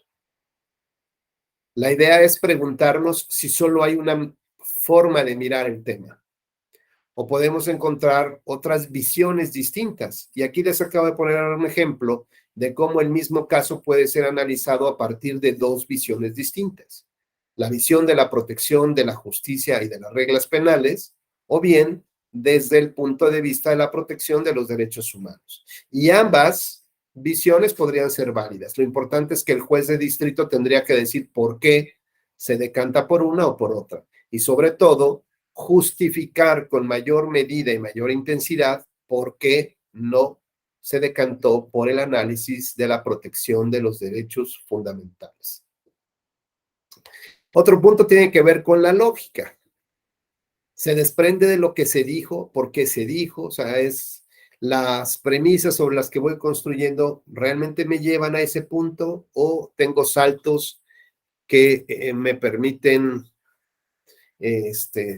tener como márgenes de error o de riesgo, pero de todas maneras, así tendría yo que señalarlos, ¿no? Ante la ausencia de evidencia, aventuro estas conclusiones o estas inferencias. La importancia. Para determinar este elemento, tendría yo que preguntarme si este es el problema más importante que hay que considerar, si es la idea central en la que me debo de enfocar y cuál de estos datos es el más importante con el que voy a aperturar prácticamente mi argumentación, además para generar una atracción inmediata, ¿no? A, a lo que voy a exponer. El segundo es, otro tema, tiene que ver con la justicia y preguntarse si tenemos un interés personal en el asunto. Pues bueno, puede ser que algún familiar o en lo personal haya yo sufrido alguna cosa de ese tipo y eso me ha provocado el interés por analizarlo. O bien, estoy representando otros puntos de vista, por ejemplo, de mi cliente, si es que son contratados por un partido, por un candidato, por ejemplo, cuál es la visión que estoy representando en y si esto se acerca a la justicia. Y entonces entramos ahí un poco al debate de qué es la justicia. Y la justicia, pues hay algunos que la definen como tratar de encontrar lo que le corresponde a cada quien, pero pues eso siempre ha sido muy complicado desde el derecho romano. Aristóteles, por ejemplo, nos dice que la justicia está más bien relacionada con el objeto que se encuentra en análisis, con la institución que se encuentra en análisis.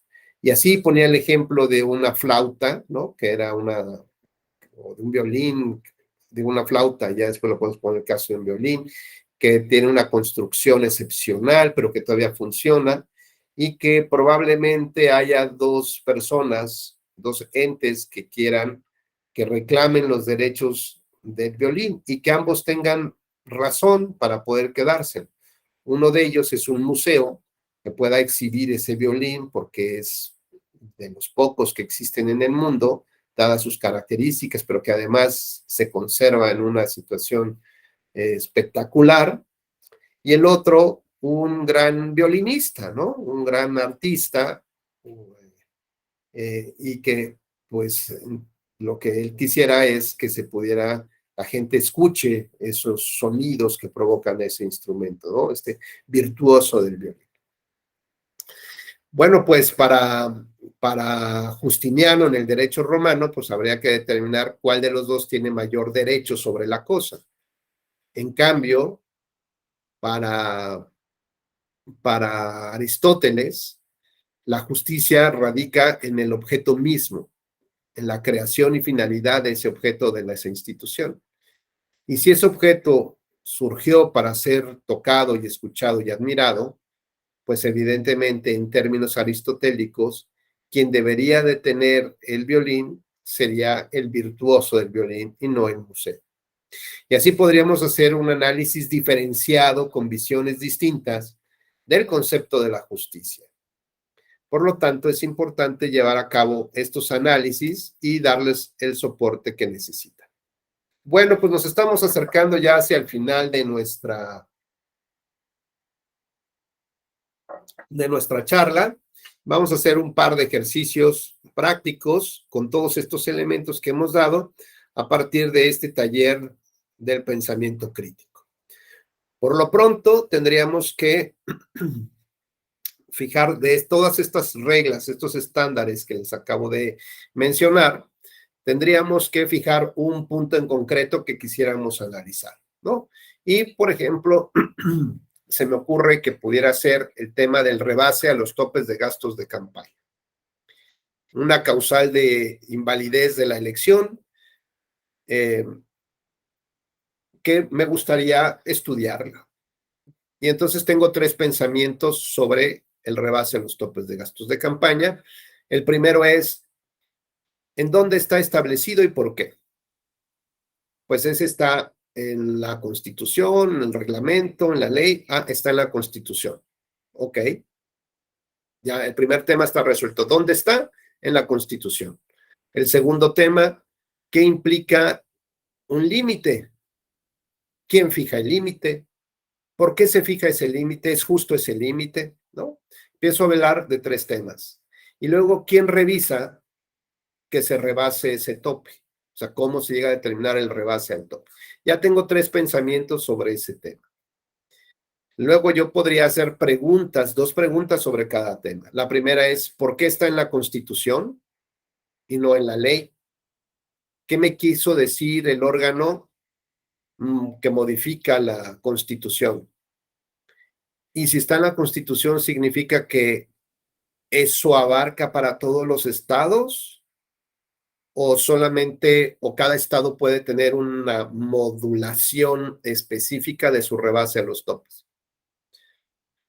Y luego ya me voy con las otras preguntas, con los otros pensamientos, ¿no? Es decir, bueno, ¿a qué se refiere el tope?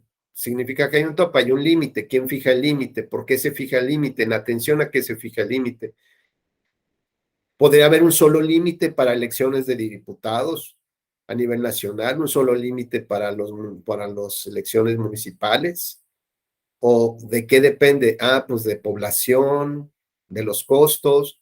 Y cuando hablo, por ejemplo, de cómo se revisa ese tope, pues quiénes son las autoridades, si esas autoridades cumplen, con cuántas personas se cumple la función, si existen procedimientos para agilizar su función, y encontraré, bueno, pues que hay un sistema y que lo que se busca es tener una fiscalización en el momento, ¿no? O máximo de 3 días, una separación de 3 días, y cuántas personas cuentan para llevar a cabo estos procesos. En fin, empiezo a generar una serie de cuestionamientos y luego busco una analogía. Por ejemplo, ¿cómo funciona el SAT? Podría preguntarme. ¿Cómo?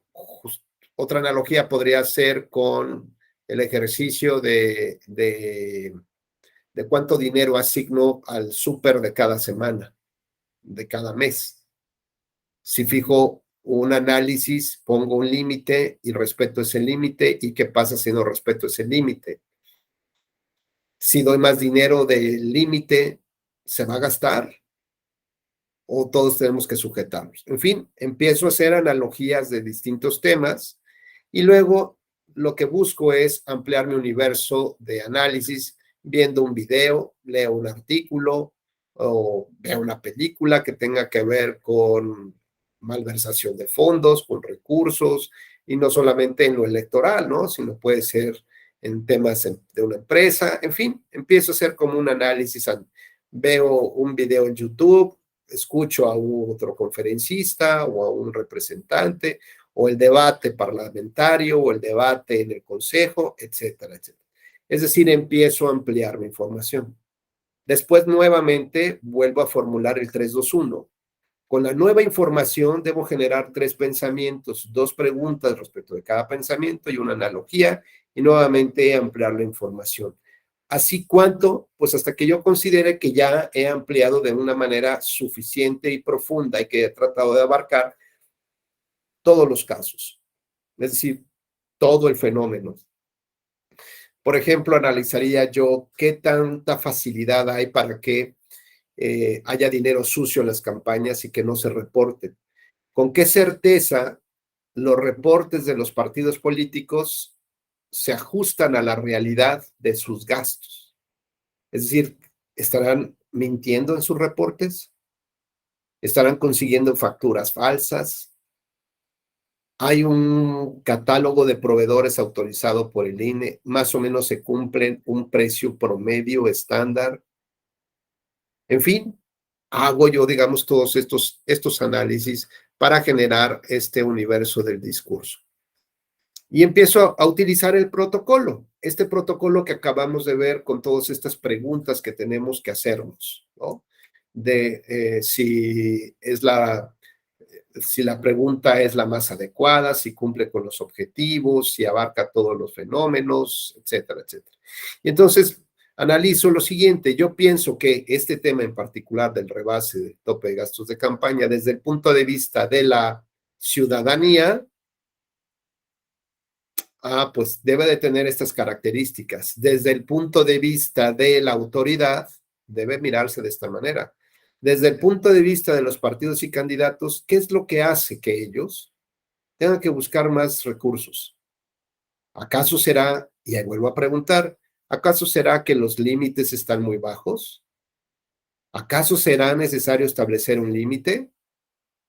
¿O acaso será necesario que tengan financiamiento público? Pues si no quieren respetar el límite, que no tengan financiamiento público. Oye, ¿y qué pasa si solo tienen privado? Es decir, empezamos ya a jugar con el conocimiento, el nuevo conocimiento de los temas. Por lo cual, este pensamiento crítico nos lleva pues a emocionarnos. ¿Por qué? Pues porque ya tenemos esta capacidad de mayor análisis, de profundidad, de reflexión. ¿Es preocupante? Pues sí, porque nos damos cuenta de cómo empezamos y cómo estamos ahora, ¿no? Cómo nos hemos conducido tal vez durante muchos años de nuestra vida a partir de visiones formalistas, poco reflexivas. Es más, teníamos como ciertas ideas de participar en un debate, en una reflexión, en una mesa, en una sobremesa familiar, en una Navidad o lo que fuera, y nos dio miedo participar. Y terminamos el debate con un chiste, mejor, ¿no? O a lo mejor hay quien lo termina con un insulto, porque sabemos además que hay 7 maneras de responder ante una tesis, ante una propuesta. La primera es descalificando con un insulto, ¿no? Claro, o sea, alguien te contesta de manera agresiva y pues ya nadie quiere seguir hablando. El segundo, por ejemplo, puede decir, oye, es que yo opino esto, y el otro le contesta, tú cállate, ¿no? Pues ya no hay posibilidad de argumentación, de debatir. El segundo es cuando te atacan directamente a tus pensamientos por lo que eres. Claro, porque tú estudiaste en una universidad privada o en una universidad pública, pues por eso, ¿no? Claro, porque tú siempre tuviste el apoyo de tus papás, claro, porque, ¿no? Entonces hay una descalificación por la persona que está emitiendo la opinión. Y así podemos ir subiendo, digamos, los temas de debate o de los no debate, a decir, a tratar de opinar después, ¿no? De otra cosa. Entonces te dicen, oye, ¿y a quién le vas? ¿Al América o al Chivas? ¿O al América y al Pumas? O no sé qué. Y te contestan, pues es que lo que mejor me parece es el fútbol americano. Y ya desvías ahí el tema, ¿no? Te concentras en otra cosa, pero la pregunta no era esa, la pregunta era en concreto sobre a lo mejor la opinión de las barras o lo que estaba pasando de la violencia en el fútbol o el fanatismo o quién está jugando mejor simplemente por tener alguna idea, ¿no? Y lo que hace la otra persona es cambiarte completamente de temática. Otros de los puntos, digamos, para no poder o para avanzar finalmente en la argumentación, pues es esta idea de que critican, ¿no? Comentas algún tema y lo que hace es criticarlo, ¿no? Criticarlo por criticar, de que siempre estoy en contra de todo, ¿no? Es que eso está mal. ¿Por qué? Porque está mal y punto. ¿Por qué? Porque está mal, no hay razones. Pero digamos que el punto máximo, pues es cuando la otra persona finalmente entiende tus razones y aunque no está de acuerdo contigo, tienen esta capacidad de construir puentes, de llegar a arreglos, ¿no? De ser empático con la otra persona. Y entonces cuando llegamos a ese nivel máximo de argumentación jurídica o de argumentación o de entendimiento, pues realmente llegamos al punto de construcción de decisiones y no de destrucción. Así que podemos tal vez reconocernos en que nosotros hemos llevado a cabo los procesos previos a este punto de creación de puentes, de construcción de acuerdos con el que piensa diferente a mí. Y entonces a lo mejor nos reconocemos como el que atacamos, como el que contestamos de manera agresiva, como el que nos oponemos a todo. No, yo no le creo. Me cayó gordo y porque me cayó gordo yo no le creo. Me cayó mal. Desde que llegó, hay algo que me cae mal. Pero pues a lo mejor nos sentimos intimidados, a lo mejor, no sé, no vimos muy seguro del tema y la verdad es que andábamos en un mal día y no queríamos entrar a debatir. En fin, el asunto es que tenemos la posibilidad de reconocernos en este gran universo de personas que no contribuye a la argumentación, porque a lo mejor no sabíamos cómo hacerlo. Luego, lo importante es saber ahora qué necesito saber respecto de mi postura, ¿no? Ya sé cómo estoy ahora, bueno, pues lo que tengo que trabajar es justamente en vencer ese miedo a hablar en público, por ejemplo, ¿no? Y entonces empiezo con temas más cortos y también tengo que entender que no debo de ser dueño del micrófono, sino debo de pasar palabra, debo si me critican, pues no enojarme porque me critiquen, ¿no? Sino tratar de entender, empezar a hacer estos ejercicios.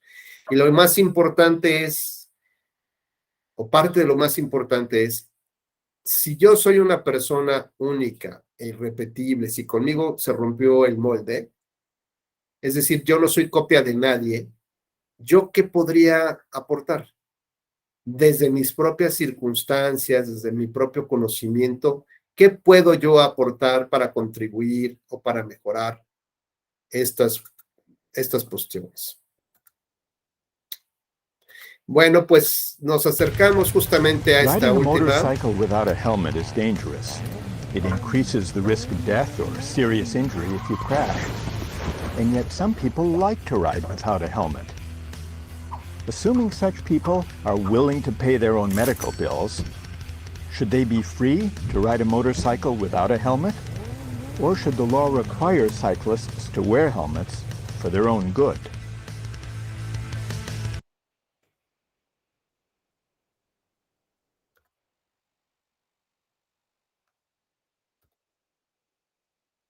Pues bueno, miren, por ejemplo, con este ejercicio, con este video que ya lo he puesto en algunas otras ocasiones, nos lleva a invitarlos a empezar a reflexionar con el pensamiento crítico cómo resolver esta problemática. Y se las dejo así en medio, 30 segundos, se las comento para que la empiecen a trabajar ustedes. Se trata del caso donde el Estado emite unas reglas para que las personas que usan motocicleta utilicen un casco. Y si no lo usan, serán multados o incluso les quitarán el vehículo.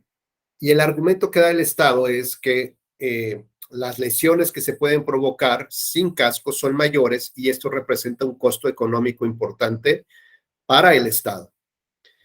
Si el motociclista le entiende la preocupación del Estado y le dice que él se va a hacer cargo de sus propios gastos a través de un seguro de vida o un seguro de gastos médicos mayores, si esa es la única preocupación, entonces el Estado, la pregunta es, ¿debería de permitir que las personas no usen un casco si es que se comprometen a pagar sus daños que causen en hospitalización o, por ejemplo, en la pérdida de un miembro y que con eso ya no puedan trabajar, que no van a reclamar ninguna prestación por parte del Estado si se mueren o si quedan inválidos?